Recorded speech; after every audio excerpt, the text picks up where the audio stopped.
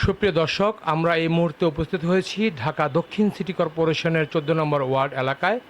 অত্যন্ত ঘনবসতিপূর্ণ এই এলাকাটি আমরা ঘুরে বেরিয়েছি এবং কথা বলেছি স্থানীয় লোকদের সাথে, এবং যারা ভোটার রয়েছেন তাদের সাথে আমরা কথাবার্তা চালিয়েছি। কথাবার্তা বলে আমরা যে কজন কাউন্সিলর প্রার্থীর নাম আমরা পেয়েছি, তাদের মধ্যে AKM সাইফুল হক রিন্টু ভাই রয়েছেন শীর্ষে, এবং আমরা তার কাছে উপস্থিত হয়েছি। সাইফুল ভাইয়ের কাছে আমরা জানতে চাইব, সাইফুল ভাই যদি এলাকা থেকে নির্বাচিত হন তাহলে এলাকাবাসীর উন্নয়নে তিনি কি কি কাজ করবেন বলে আশা করছেন। সাইফুল ভাই। আসসালামু আলাইকুম প্রিয় এলাকাবাসী, আমি যদি এলাকা থেকে নির্বাচিত হই, এলাকার যে সমস্ত সমস্যা আছে এর মধ্যে প্রধান সমস্যা হচ্ছে গ্যাসের, মহিলাদের জন্য গ্যাসের সমস্যা, দ্বিতীয় সমস্যা হচ্ছে মাদক, তৃতীয় সমস্যা হচ্ছে যানজট।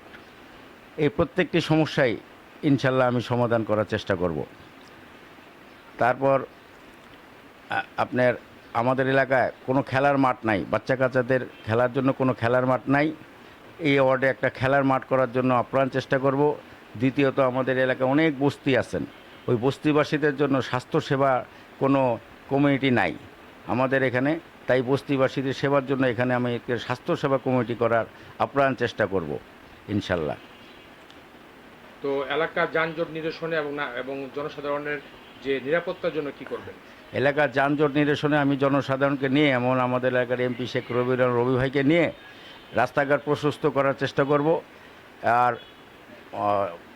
আরেকটা আপনার মহিলাদের নিরাপত্তার কথা, মহিলাদের নিরাপত্তার জন্য আমি আইনশৃঙ্খলা রক্ষা বাহিনীকে নিয়ে সমস্ত এলাকায় সিসিটিভি